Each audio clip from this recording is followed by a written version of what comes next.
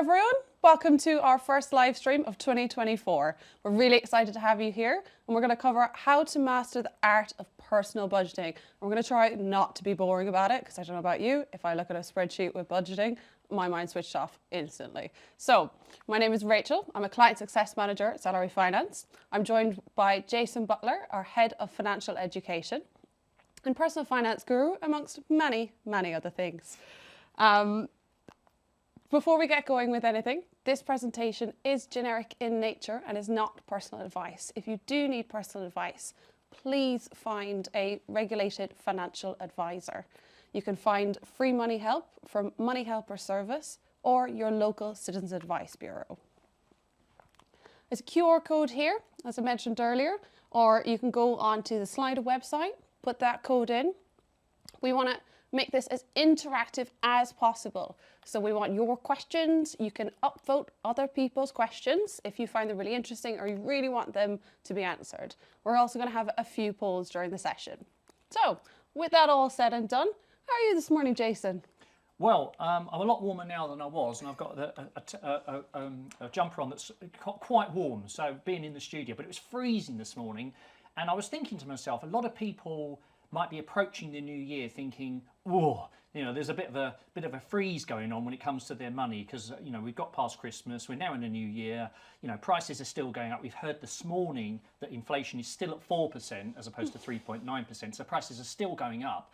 So I'm thinking to myself, perhaps we can give people some insights and hints and tips and also some encouragement and motivation to sort of revisit how they control their day-to-day spending. So that's really what we're hoping to do is to thaw any problems you've got with your spending.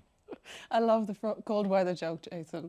So we're going to run our first poll. Go on to Slido and you can upvote or put in whichever ones you are going to select. How would you describe how you manage your day-to-day spending?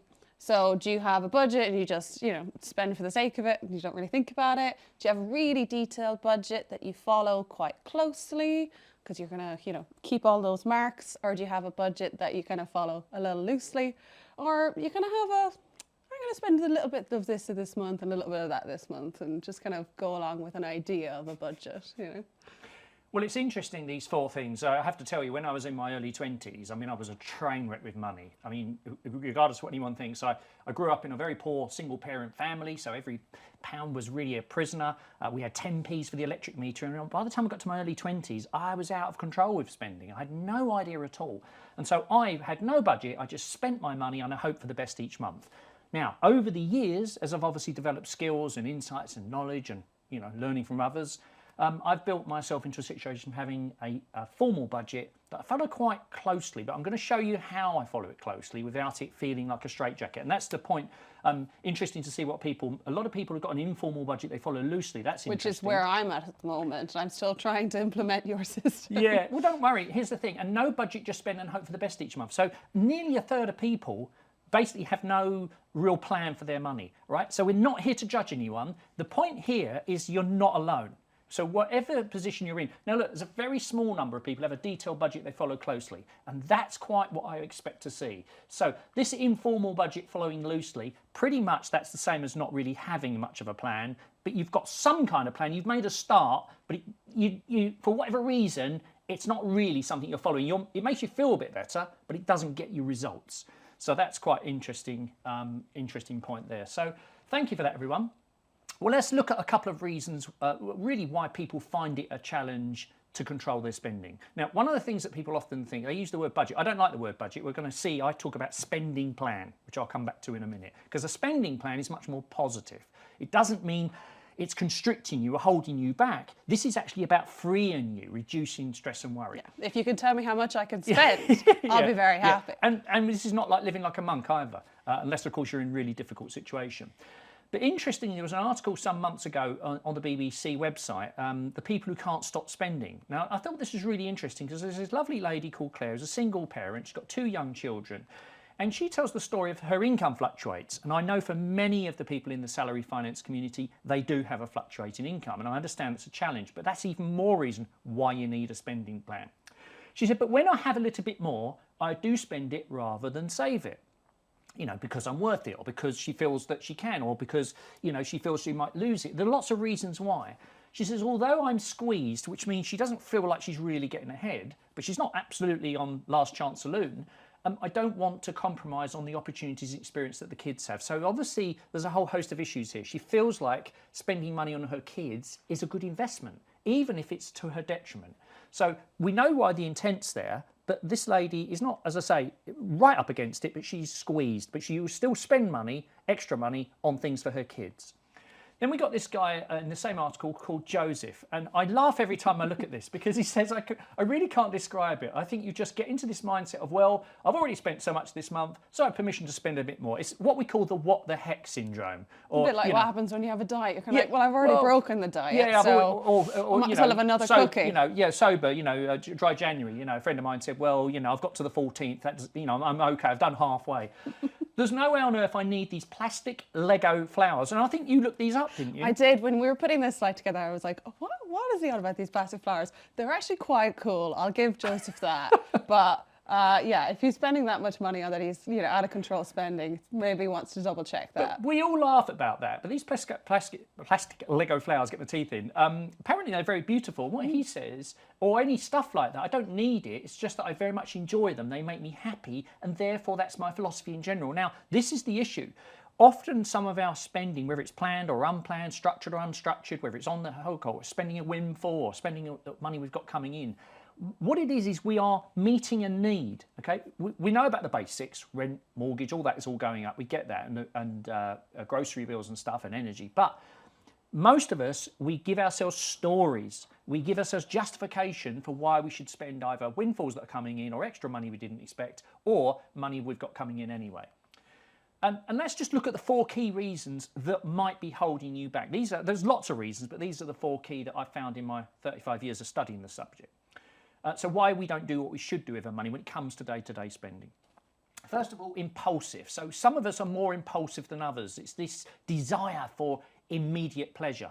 And you know what it's like, Rachel, you know, Friday night, you've got the munchies, you know, a Deliveroo for 15 quid doesn't sound expensive, does it? And you know you're worth it. You've perhaps been, you know, late night at work, or you've been out with some friends, or whatever. A little payday treat. Little payday treat. But the thing is, they all add up, and it's okay if we're going to come on to this, if you've got an allowance for it in your budget, and be realistic. But this impulsiveness, the more impulsiveness you are, the more dangerous it's going to be when it comes to holding on to the money you've got coming in. And it's not about not being impulsive. It's about learning to control it and learning to what I call pander to it in a way that's not going to hurt you. But realise that to a greater or less extent, we're programmed from our ancestral primeval selves to favour the here and now. It's easy to do what you feel makes you feel good, and harder to do what's better for your future self. But obviously children do what feels good. Adults and grown-ups should do what's in their best interest, but it's a long journey. Then there's what we call the present bias. So this means that where you don't have much of a connection with the future version of you, whether that's next year, 10 years, 30 years, and in my live keynotes, you'll know I do a picture of me at 85, age progressed.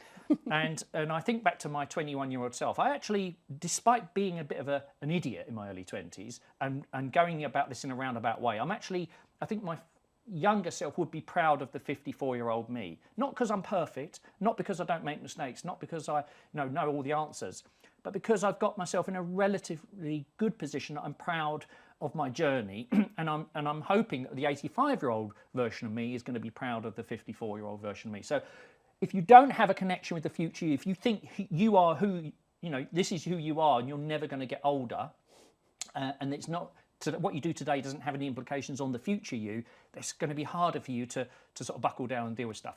This other one is a classic one, and I think we talked about this, didn't we, Rachel? Lack of structure. So if you don't have a plan, if you don't have a process, and you don't automate stuff, then it's going to be much harder to maintain motivation. I mean, we mentioned this a couple of days ago, didn't we? I'm still trying to figure out how to budget properly, because I really like spending.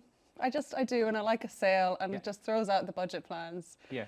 Well, what we've got to do is change that so that we have structure, so that when you do your buying on the sales, or when you do your ad hoc buying coffees or out with friends or any of that stuff, that you know that you've got a pot of money that you've given yourself permission for to indulge that. And when it's gone, You have to stop that. That's the way that you control it. So it's not no fun, it's not no spontaneity, it's planned spontaneity, if I can use that oxymoron. And this other one is the final one, in denial. Now, I volunteer for Citizens Advice 1 day a week, and I see lots of people from very difficult situations. But a lot of the reasons where their problems get worse is when they come in, they've come in a bit too late. They've let something become more of a problem than it needed to be because they didn't want to address it, or they wanted to think about something else, or they're just putting their head in the sand. So this being in denial, it's not going to go away. And one of the things you've got to learn to do is just deal with the reality. So that brings me on to my first step. Now, the first step is learning to embrace all your expenses, right? Which is very difficult. I'll hold my hand up. I downloaded all of my transactions from last year and I was like, oh my God. Well, here's the thing. I find most people's idea of what they're spending on Very everything different. is very different from the reality, right? So this is how people think their spending is. Oh, my spending is £1,000 a month, £1,500 a month, £2,000, whatever your number is. They think it's this, it's a nice straight. Well, no, we know it varies a bit. Well, it doesn't vary much, does it? But actually, for most people, it does. And in some cases, if you flip this around the other way, some people have a variable income. So even if they've got constant expenses, and even if they're very disciplined, they can have the same phenomenon happening because their income's varying. That's important for people who are working perhaps variable shifts or doing variable hours, or perhaps their partner is doing variable hours as a gig worker or something for their household. So it doesn't just, it's not always influenced by your own income. It can be by your partner's income if you have one. So this is the reality. Now, let's just take this example. Again, your numbers are your numbers. Please don't assume that we're saying this is what everyone earns. You might be earning more or less or spending more or less. But let's say this person thinks these are all my core expenses, rent or mortgage or food costs, etc.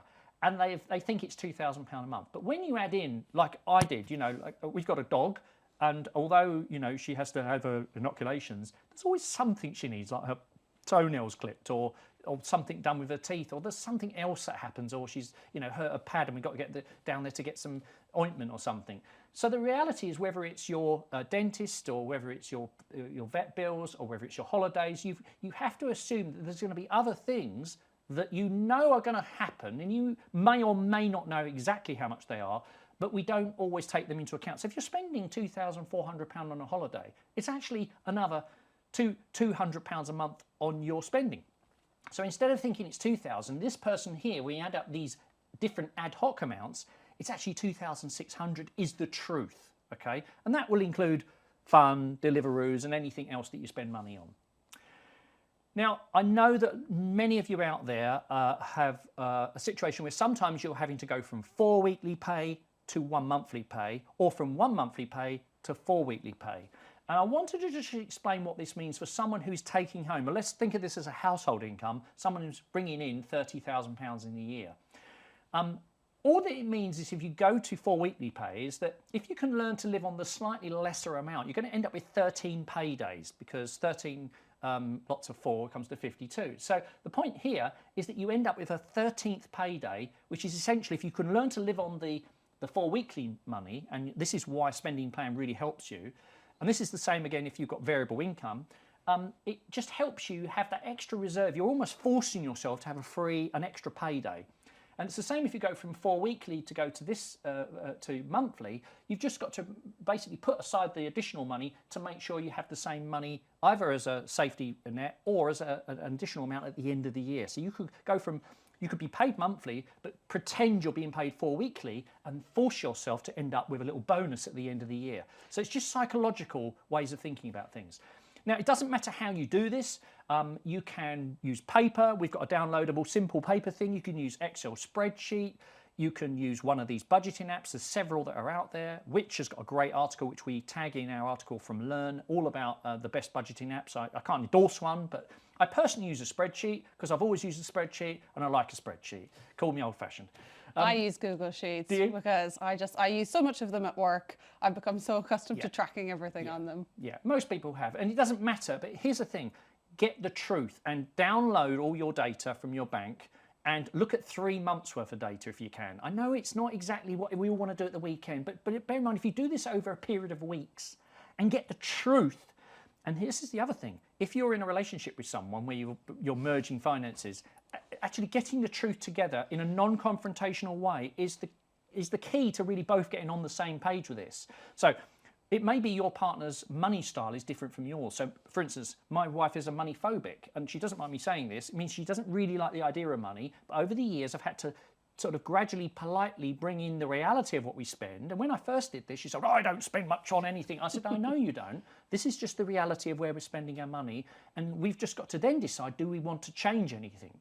So it sort of stops the conflict, it gets a positive conversation, and you say, this is just about the truth. This is the reality. Do we want to change this? Does this serve us?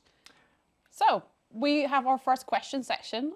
Please pop onto the Slido and add anything you want us to answer. We do have one that's already in here. You will be able to watch the recording back later. It'll be sent out afterwards to everyone else. Jason, can you just explain a little bit more about like how you can have that conversation with your partner, you know, and how do you start that if you've never had that chat with somebody? Oh, well, most people have had a chat or discussed about money, but they just do it either in a way that doesn't work for them, or it causes tension and conflict, or you don't really get anything out of it. In other words, you might be talking in a way where you're talking but not listening, or you're saying something in a way that makes your partner feel defensive or makes them feel that they're being attacked. Okay, so we all talk about money, even if it's like the silent treatment, if I can just say that. I mean, you know, my wife has got a great way of communicating with me when she's not happy, okay, which involves not saying anything. So I just know from the body language. I think the simplest thing is, bear in mind this is a journey, right? And it sounds a bit of a hackneyed thing. It's not a destination. And what I think you first have to do is say, look, there's lots of different ways of talking about it. We have a great article on the Learn website all about money and relationships. And in fact, a webinar we did recently with Catherine Morgan is brilliant about dealing with financial conflict. But I would try and cast it in a way of saying, look, I think in order for us to get where we want to go and to make sure we don't have any stresses and worries about money, I think it's important for us to kind of get a clarity on where things are going at the moment, okay? Almost like when you sit down to talk about, oh, would we like to buy a house? Well, that actually involves a lot of financial chat. Yeah. Or where do we want to go on holiday? Yeah. Yeah, and who wants to deal with it? So I think I would say do it in a way which is not accusing your partner of any shortcomings, but say, look, it would make me feel a lot more happier and a lot more content and a lot more feel in control and secure if we could just get a bit more clarity about where all our money's going. Another great one someone said to me was, look, we earn too much money to be this broke. And I don't want to go through another year of feeling like I haven't got enough, or feeling like we can't go on a holiday, or the holiday we want. So if you couch the terms in terms of the benefits to you, and this is an interesting one for our next poll, if you talk about the benefits of talking about money, I mean, it's a bit like if you've got problems in a relationship. You know, you're not just going to get it all resolved in a minute, and you can't just like sort of go all guns blazing. I think you have to be gentle about this. One of the things you can do is I'm going to show the smart spending system, which many people who are watching have heard before. This is a great way of saying, look, this complete lunatic, Jason Butler, built this system called the smart spending system. It's not about budgeting. It's actually about being a smart spender. Another great way of breaking the ice with your partner is to say, what did you learn about money when you were growing up? Now, that's a really great question. I mean, what did you learn about money growing up? Well, my parents had two very different ways of dealing with it. So I tried to keep in track with my mother's side of things, which was save, save, save, save, save, and don't think about the future investment or anything like that. So I'm really only kind of trying to learn about saving, but investing in my future. So pension planning and thinking about additional bonds and ISAs and all of that, because I knew nothing about that growing up. Should we move on to a different question? Yep. There's a couple of ones that have now come in. Can you just remind everyone where to find that financial spreadsheet? Download. It's on the Learn website. So it's either learn.salaryfinance.com, or you can access Salary Finance via your employer's benefit portal, and you can just download it. It's just to get you going. That's all. It's not, you know. And where would you suggest, or how would you suggest the best way to start learning how to do a financial spreadsheet, you know, like we mentioned? Well, Google Docs actually has a personal finance budget thing on it. So if you actually go into Google Docs templates, there is a personal finance version there. Or you can use a number of the budgeting apps you can use. You can use those for free. There's like a free version. And if you go to the Which website, and register for a trial, you can actually read the article, Best Budgeting Apps, or you can go to our website and we've actually got a link to that article there as well. I think the key thing, it doesn't matter how you do it, you've got to get the reality down. So I think what we'll do is we'll move on to step 2, shall we? Before we get to any more questions, shall we do that? Yeah. Yeah. So I think we need another poll, don't we? So we want you to tell us how if you could get more control over your day-to-day spending, how would it make you feel? So would it make you feel less anxious and stressed? Would it make you feel happier? Better able to cope with unexpected expenses? Or just, would it make you feel more confident with your finances and just more confident in general, I think. I've always felt when I have more money this month or, a better understanding of where my money's going, I feel less worried about going into the shop to buy my groceries, or, a bit more confident that I can put my debit card down without having to check my bank account. And this is an important point, going back to that question about partnerships, okay? So if you're in a relationship with someone where you're sharing finances, the point here is if you think about this in terms of what would be the benefit to us to get better at this, and this is the point, this is a skill that you have to learn over time, Rachel. It's not something you get one day you wake up and you go, oh, I'm going to learn how to control my spending. I wish it was that easy. Right? Yeah. But here's the thing, and let's not blame anyone else. Let's not blame our employers. Let's not blame the economy. Let's not blame the job we're in. Let's stop blaming other people. And I know it's tough for people. All right, I know it's tough for some people because I deal with these people through my volunteering work. But the point is, if we keep blaming other people and making it down to them, then we can't do anything about it. What we've got to do is focus on what we can control, not what we can't control. So if we think about this in terms of the benefits to us, feeling less anxious and stressed, so that's a big mental health win, right? Okay. That being able to cope with unexpected expenses, the studies show that if people feel more confident that they can cope with the unexpected, they're actually more relaxed, they can take some more risks with life, they can actually have a bit more wriggle room, and you know what I mean? If it can go wrong, it will go wrong, won't it? I mean, our boiler, we had it serviced in December, and a couple of weeks ago we started smelling the oil smell. My wife called the boiler people out, and they said, oh, because we've had high winds, it's blown off the guard, which you could have put back yourself, but they still charged us £120 call out.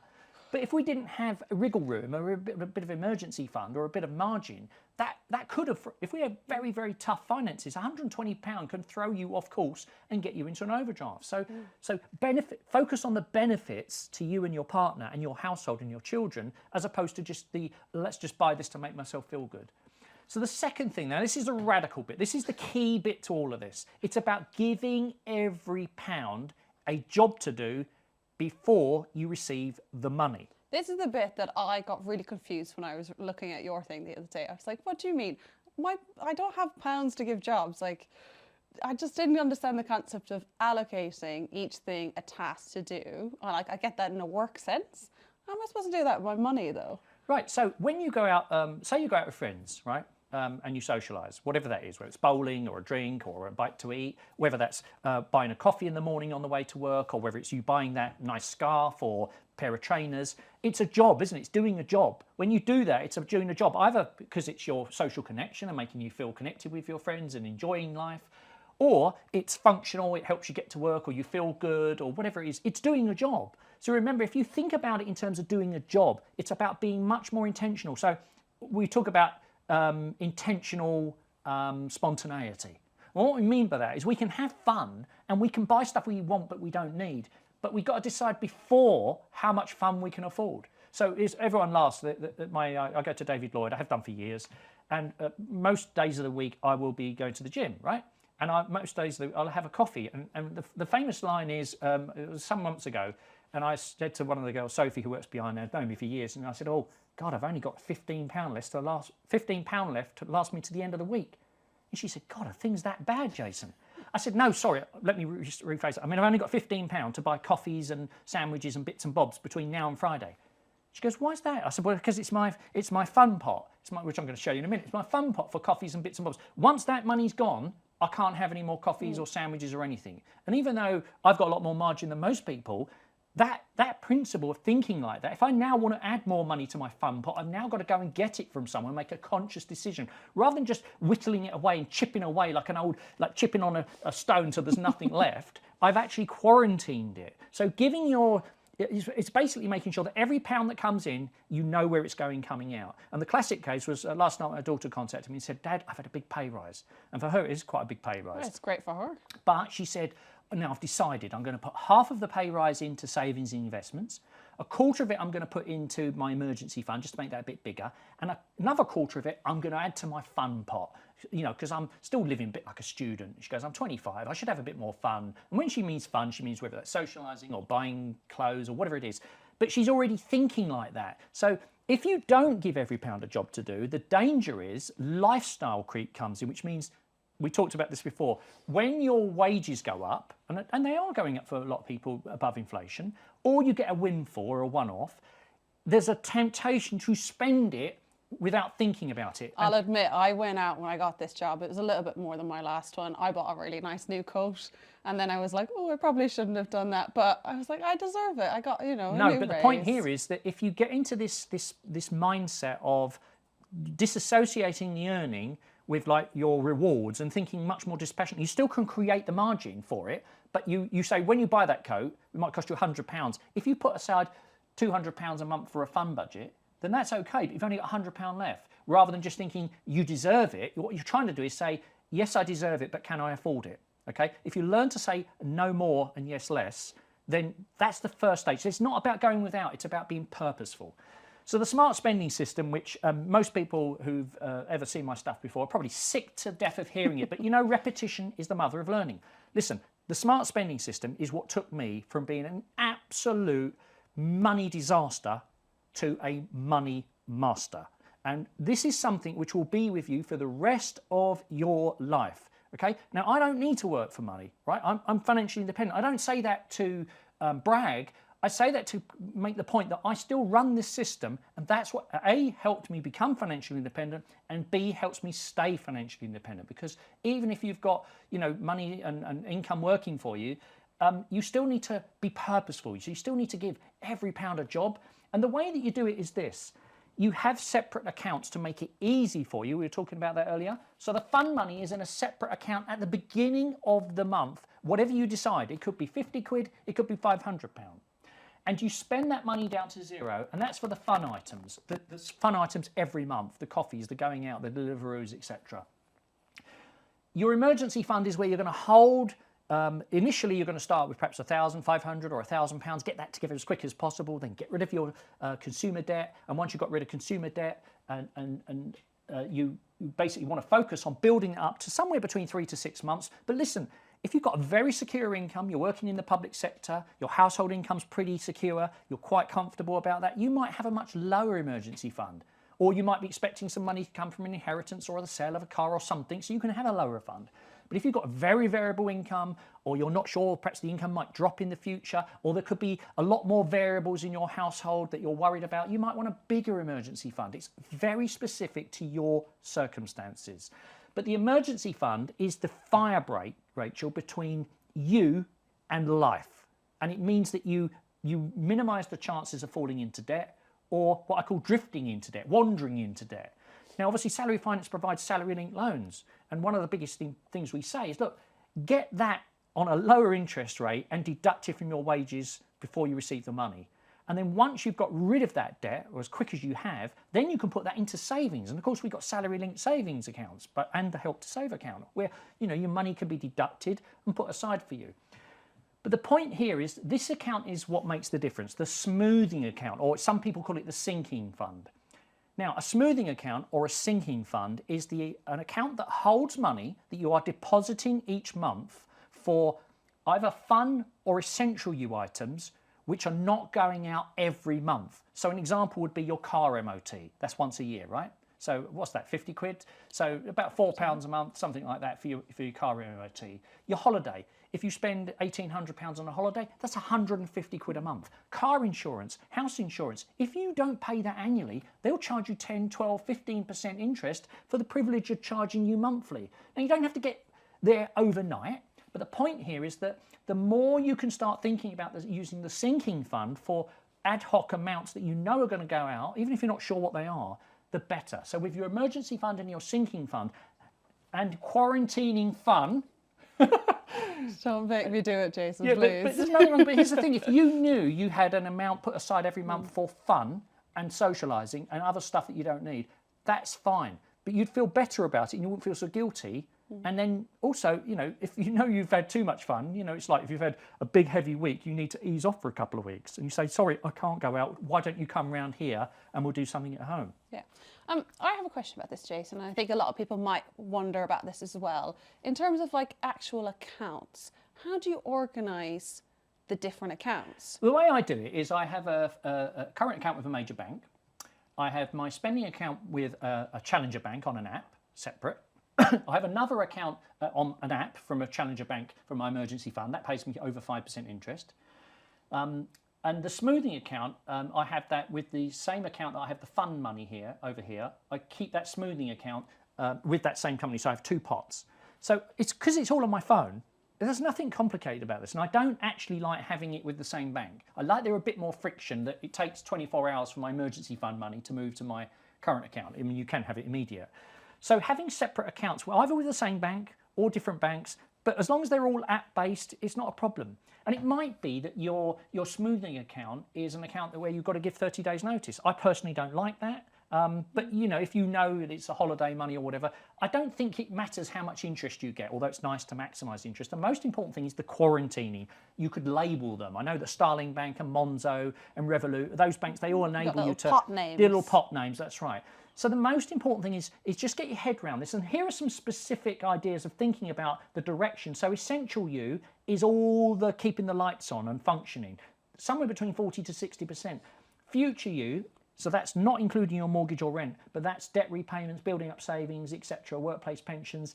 You want to be aiming eventually between 15 and 25. You might only be on 5% to start with. Fun You, somewhere between 15 and 25. Again, it depends on how much fun you want, where you are. If you're very young and you're new in a city or just starting your career, you may want a lot more fun. I remember I had a lot of fun in my early 20s, perhaps a bit too much. But the point here is that it's finding the balance that works for you. So we're going to take some more of your questions, and thank you. There's been quite a lot actually coming through. So we'll look at the ones that have been upvoted the most.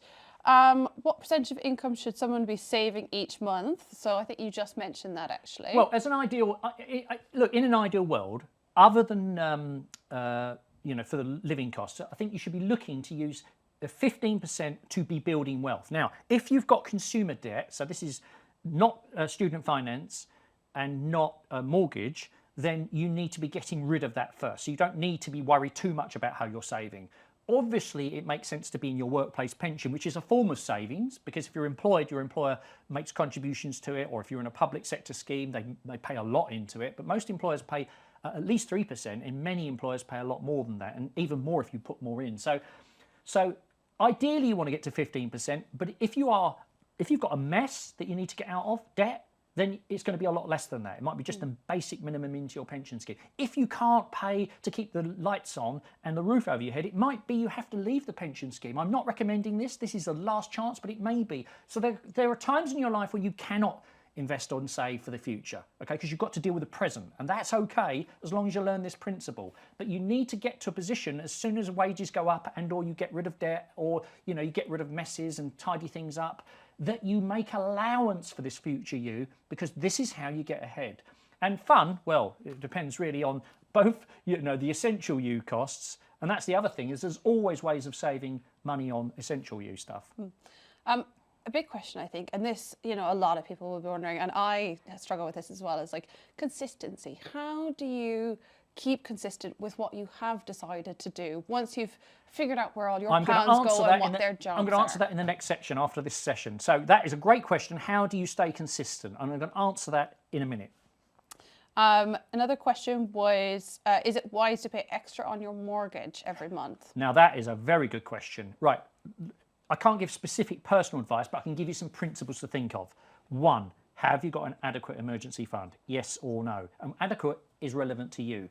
Secondly, have you got rid of all non-mortgage, non-student debt? Okay, so that's credit cards, loans, overdrafts, even buying insurance. Would you consider a phone plan? Yes, that's a form of debt, because you're financing the purchase. So for instance, when it comes to phones, what I do and what all my family do, we buy reconditioned phones directly from Apple, although you can buy them from giffgaff and from there's various other sites that you can get them from.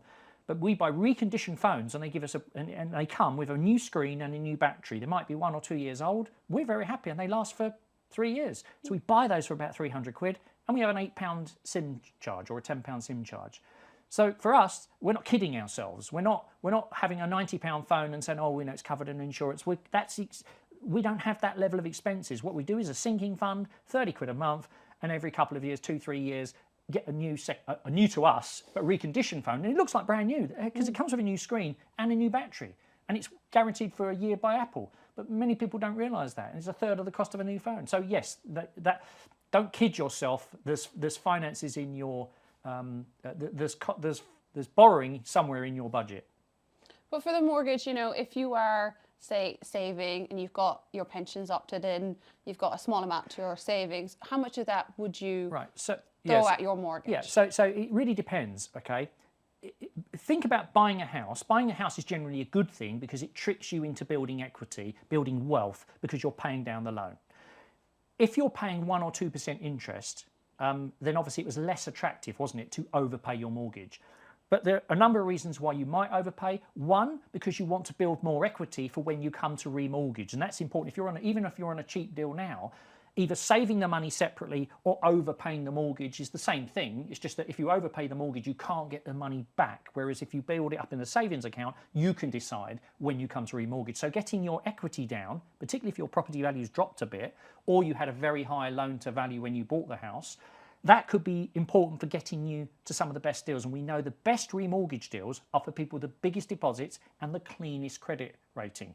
If you have salary finance linked products, obviously you can't ever miss a payment. And so therefore we see to people generally their credit score increases. And so therefore when they come to need to remortgage, not only have they got rid of the non-mortgage debt, which helps with affordability, but they've also never missed a payment. So therefore, all other things being equal, their credit score's improved. Another reason why you might want to overpay your mortgage is, one, the discipline of doing it. Because if you just put it in a savings account, the temptation is to spend it, okay? And secondly, if you are either already on one of the new rates now of 4 or 5%, depending on your circumstances, that's a lot more attractive, especially as we're going into a year where, you know, there's all sorts of reasons why the stock market may or may not grow. And in the long run, it probably will be paying off your mortgage. But there's a lot of peace to be had from doing something which has no risk, no tax implications. It's absolutely rock solid, and you're building wealth either for when you downscale your property or when you move up. It's going to benefit you. But just be careful that you don't reduce your flexibility. So for some people, if you follow the Money Milestones framework, which is on the Learn website, basically what that you could do is do some more into your pension, some more into your savings account, your emergency fund, some more into long-term investments that are not pension, some into overpaying the mortgage. It might be you put a little bit into overpaying the mortgage on the basis that you can stop paying it, and or you're not backing one horse. But it certainly becomes much more attractive where we're into 4, 5 and 6% interest rates. Always check with your provider as well if you have a limit on how much you can overpay before they start charging you a fee. That's right. Because otherwise then it's not attractive at all. Yeah, most providers do allow you to overpay at least 10%, but do check, because if you are on an existing deal, absolutely a very good point, Rachel. Should we move on? Yeah. So step 3 is about being realistic, patient and pragmatic. So this is the point. You won't get good at this overnight. Look, anything worth doing in life takes a bit of effort, it takes some time, and it takes trial and error. And expect it not to go in a straight line. Don't expect to be perfect overnight. So this idea about being realistic, patient and pragmatic. Forget what you can do in the short term, okay? You can achieve, there's only so much you can achieve in the short term, but there's a lot you can achieve in the long term. And small changes, think small. Small changes over a long period of time have big results. We don't realise it. And look for quick wins. So we got this concept of cutting costs that you have to pay, trying to earn a bit more money, whether that's a side hustle or improving your, getting promotion or taking on more responsibility or learning more skills, or even a hobby. I know someone who teaches the piano. It's not their main job, but they enjoy it and they earn, £150 a week extra from it. And that's a great skill to have. And optimizing the spending that you cannot cut. The point here is that all of us can save money. We just bought a replacement coffee machine, and we bought it from Amazon Warehouse, which is not the normal Amazon. It's where all of the gear gets sent back to Amazon. Completely new, all boxed up. The only problem was they had to sellotape the box back and there was no instruction manual. Well, we'd had the same coffee thing for 6 years, and it was £120 as opposed to £200 for the new one. So that's the CEO approach. And then step 4 is automate everything to make it easier. Remember, standing orders, direct debits, having separate accounts, not thinking about it. Whenever you get a pay rise, it's not about using all of it to live. It's how much of that is going to fund, how much of it is essential, how much is to the future. So automating it so that and you can do that by escalating savings automatically. You can actually have some savings accounts allow you to have an automatic thing. There's a roundup facilities where when you're spending, you can round it up and the rest can go into savings. So I anything just makes it started easy. that, and it's you don't realize how quickly the 30-cent extra here, the 10-cent extra there goes, and you go, oh God, that's actually quite a bit of money now after the week. That's right. And the final thing, and this is the point you go back to your coat analogy, Rachel, celebrate small successes and making progress. Do you know what? If you just get the truth about where your money's going, that's a win, right? High five it. Find a way of feeling good about the progress you're making as opposed to the actual position you're in. And obviously, not too many Deliveroo's or nights out with your friends. But the point here is, progress is progress, and that is the key. Great. So we're going to have a couple of more questions before the end. We can see there's lots of different ones coming in, and I'll try to get to as many as we can in the last few minutes. So what is your top tip to restrict yourself from impulse buying, Jason? Always take a deep breath and say, first of all, I'll buy this tomorrow. Yes, I can have it, but I'll buy it tomorrow. So just learn to say, yeah, I really like it, but always have the 24-hour rule. This really works for people who have very high impulse. Or the second thing is, if you're thinking of buying a £100 coat or £100 or something expensive, say, can I buy something smaller, much smaller, to indulge that urge to spend? I'm not saying it's ideal. The third thing is to take a big deep breath and say to yourself, okay, if I buy this, what can I not now do? Oh, that's a very good one. So if I spend the £100 today, is that going to ruin the rest of my month? What's the implications? Or is that going to take that from going out at the weekend? I was going to spend that £100 then. Another great one. That's a great one. Okay, another great one is when you've got that impulse, say, how many hours do I need to work to make that amount of money net of tax? So work out your hourly rate and say, if you're earning £10 an hour after tax, and it's £100 for something, that's 10 hours of my life I've got to exchange. What you're trying to do is not say you can't have these things. You're just trying to put a little bit of a thing. And the other thing is try and unsubscribe from all marketing emails. Try and make it hard. Like Amazon, I don't have one click on it. I can't do it. I have to go in and put my thing every time. And they say, do you want to save your card details? No.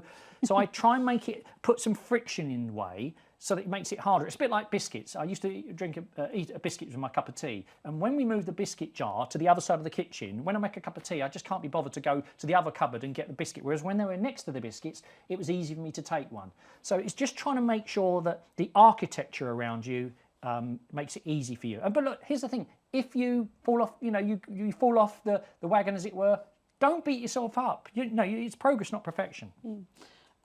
Speaking on the kind of the similar lines, as like, how do you deal with, all your friends seemingly spending a lot of money and they want you to come out, which is a lot of people call FOMO. I don't know if you're down enough with the kids for that, Jason. Well, normal people, right? But don't be normal. We don't want you to be normal. Remember, they're not the ones who've got to pay the bill. They're not the ones going to feel alienated or overwhelmed. They're not the ones that have got to deal with paying for the gearbox in your car when it goes wrong. They're not the ones who've got to deal with the consequences. Remember, if you are spending because you're seeking emotional connection or other people's affirmation or to feel good through others, you will never win that race. One of the benefits of being in your 50s is that you learn to not poo-poo anyone's feelings and what people think, but I'm not courting other people's acceptance of me through my spending. Don't get me wrong, I can still do stupid like everyone can, and I can be subliminally affected by marketing and by peer pressure and stuff. What I would say is just choose who you hang about with very carefully, and remember, focusing on what's important to you, not what's important to other people. And remember, all this stuff on TikTok and Instagram and all that, most of it is BS. Most of it is rubbish, especially from finance people. You hear these influencers. They've got no money. They don't know what they're talking about. They've never seen a recession. They don't know what it's like to go without. They've never seen 10p electric meters. So the point I'm saying is, remember, They haven't got your priorities, they haven't got your circumstances, and they are not you. And it's best to be the best version of you than the not so good version of someone else. And you never know, they might be dealing with a lot of financial problems. They might be just spending on a credit card to have their nights out. And you don't know what their financial situation is. They might be doing what we said earlier, burying their head in the sand. That's right. So the never illusion of compare wealth. yourself to what they're dealing with. I'll do one more question before we go, and then we'll summarise and let everyone go. How would you select a good challenger bank, as you mentioned it? So an additional bank to your current account. Well, we can't really endorse it. I can only tell you what I use. I've used Monzo, I've used Chase, I've used First Direct. Friends of mine use Revolut. I know people who use Starling. I know you use people who use Plum. I suppose, what are you looking for when you're looking for these? All I'm looking for is a really simple app that's easy to use and that payments move quickly, and I haven't got to do like do a limbo dance to sort of log in and deal with it, and it's easy and clean. That's all I look for. But it doesn't really matter. Find the one that works for you. Again, Which have got a great study on that. Look, we've run out of time. It's 45 minutes. I just want to give you a summary again. Thank you for the questions you've asked. We will try and obviously find a way of addressing some of those through social media in the future and answering them. But these 5 steps are embracing all your expenses to learn the truth of where your money's going, because the truth is probably different from the reality. Give every pound a job to do before you get paid, including fun, including the future you. Be realistic, patient and pragmatic. This is not going to be perfect overnight. If you're going from having no plan to having some kind of plan, just start and get better. Automate everything to make it easier. The more you've got to think, the more you've got to act, the harder it's going to be. So just make it simple for yourself. And celebrate making progress, successes, and moving forward. Don't worry about the end goal. You get better and better as time goes on. Well, that is the end of it for today. So we just want to thank you so much for joining us and having all your questions. We'll be doing this again at 12:30 and 3:30 if any of your colleagues haven't been on it today and you want to tell them all about it. You will get a copy of the recording sent to you later. And if you don't want to get a free copy of the book, what was it called again, Jason? We've given away a free copy of You Need a Budget by the lovely people at You Need a Budget. And it's a brilliant, brilliant book. It's going to be free to the first person that we put out of the thing who's actually attended. So it's not just registrars, it's people who've attended. It's a brilliant book. If all you did was read the introduction, you'd feel better about yourself. And I've read 800 plus personal finance books, and it is probably one of the best books about controlling your spending I've ever read. So if you want to get, so if you're going to get a copy of that, if you don't want to, you got to opt out later, which you'll see in the comments you get sent after. But thank you so much for joining us, and we will see you next time. See you next time, Vera.